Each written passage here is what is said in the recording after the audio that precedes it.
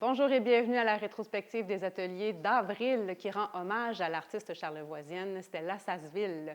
On vous présente aujourd'hui le travail d'Angela Marsh, Laurence Belzile, Patricia Aubé, Natacha Durand, Jimmy Perron et Karine Locatelli. J'en profite pour vous inviter à la prochaine rétrospective le 27 mai prochain. Bonne émission.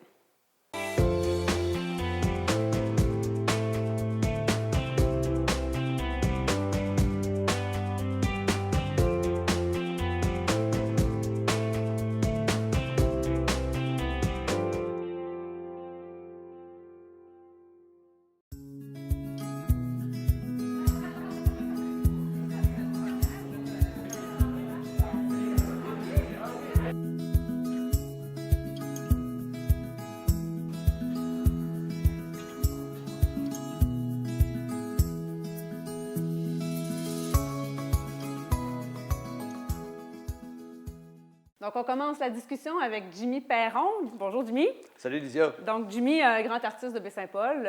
Qui ne te connaît pas? Je ne sais pas.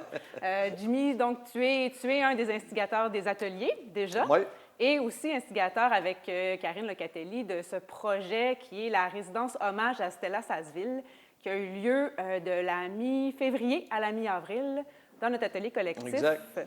D'abord, d'où est née l'idée de cet hommage à Stella Sasseville sous forme de résidence? Sous forme de résidence. Écoute, ça a commencé, c'est quand on a voulu démarrer les ateliers. Moi, j'avais ma presse. Je ne sais pas, on a peut-être déjà vu la grosse presse en fonte là, dans une émission. Puis, avec les ateliers, on a toujours voulu axer aussi les ateliers dans une orientation avec la gravure, puis les estampes. Le travail sur papier avec deux types de presse. Oui. Écoute, Stella, c'est un incontournable dans Charlevoix pour ce qui est de l'estampe, puis du travail sur papier, le travail qu'elle a fait. C'est remarquable. Puis, donc, c'est ça, on voulait monter l'atelier, puis, écoute, il fallait contacter Stella, puis moi, Donc, ça vient du début des ateliers, en fait. Oui, oui, oui. Écoute, ça vient du début des ateliers parce qu'on avait besoin d'équipement pour équiper l'atelier de gravure. Mm-hmm. Donc, puis Stella avait beaucoup d'équipement, puis elle restait à Saint-Urbain. Moi, à l'époque, j'habitais à côté à Saint-Urbain. Mm-hmm. Puis, c'est ça, j'appelle, puis... Là, vous la contactez pour avoir je la contactée pour avoir son ses soutien, idées. des conseils... Puis, j'apprends par téléphone que Stella est décédée. Ah oui. Ça fait que je suis tombé des nues un peu. J'étais avec Karine, on était en train d'organiser ça, Karine Locatelli. Puis, OK, ouais. Puis, ça nous a saisi en même temps parce que moi, je la connaissais bien, Stella. C'est un artiste que j'ai toujours admiré, que j'ai toujours admiré son originalité, sa marginalité un peu. Ça se dessinait comment, cette marginalité-là? Bien, dans ses œuvres, dans sa personnalité aussi, qui c'était une femme très, très originale, qui était toujours joviale. Puis sa créativité, puis son talent transpirait un peu dans le personnage. Oui, puis je la voyais. J'ai même suivi des formations avec, puis...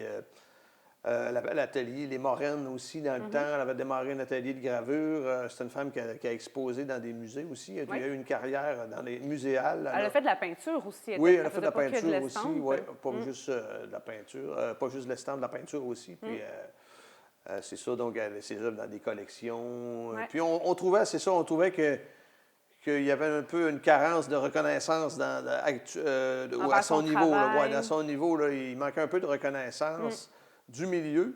Fait que on a pris l'initiative de lui rendre hommage. En même temps, quand on est allé chercher, chez elle, c'est sa conjointe, Monique, qui nous a répondu. Puis, en tout cas, ça a été assez... Elle était heureuse de cette idée-là? Oui, absolument. Elle était très heureuse parce qu'elle se retrouvait avec tout ce legs d'œuvres puis d'équipements qui attendait là, qui vivait plus. Qui était là, orphelin un peu de sa créatrice. Là. Ouais. Ça fait que, puis elle était très désemparée de ça. Puis nous autres, on est arrivés vraiment dans la journée même où elle était en train de se demander vraiment OK, ça s'est bien embriqué. Oui, ça a été une très, très belle coïncidence. Okay. Là. On est arrivé, puis, mon Dieu, elle était tellement contente qu'on souligne son travail, puis qu'on s'occupe de l'équipement. On lui a racheté son équipement, on a transféré une partie de l'équipement dans les ateliers. Donc, ça l'a gardé vivante, dans le fond. Oui, on a d'ailleurs de ces équipements qui sont dans l'exposition aujourd'hui. Oui, puis qu'on se sert, que les artistes se servent lors de leur résidence. Oui, puis qui vont rester dans l'atelier collectif des ateliers. C'est un bel héritage, dans le fond. Oui, tout à fait. Pour un médium qui est un peu pas trop connu. Oui. On parle souvent de peinture, Mais en même temps, on entend des fois gravure. Estampe, on l'entend moins. Oui. Bien, écoutez, la gravure et l'estampe, c'est un peu la même chose. Dans le fond, la gravure sert à faire des estampes. On grave des matrices pour en faire des estampes. Comme celle qu'on a ici. Comme ce qu'on a ici, puis comme le résultat que ça donne ici. Le résultat qui est juste à côté. C'est très intéressant de voir qu'on a exposé les matrices pour en faire des œuvres là, en série. Les œuvres qui en résultent, qu'on peut réimprimer plusieurs fois.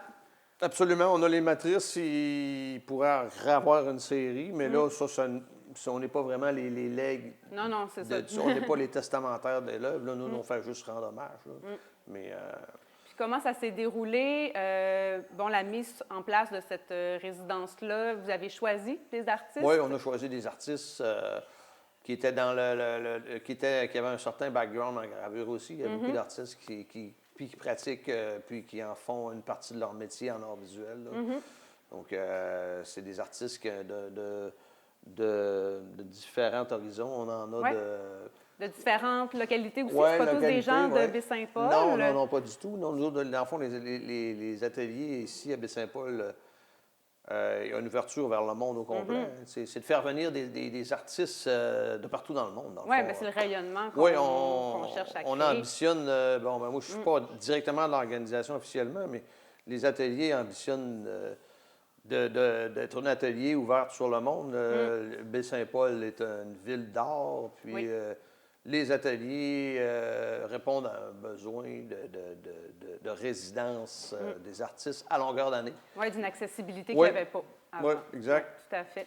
Qu'est-ce que tu souhaites qu'il puisse arriver avec le legs de Stella à la fin de cette résidence-là? Bien, moi, ce que je souhaite, c'est qu'on puisse avoir une exposition en permanence de Stella ou que ses œuvres soient peut-être exposées en ville, dans des édifices de la ville, où on pourrait quand même admirer le travail de Stella.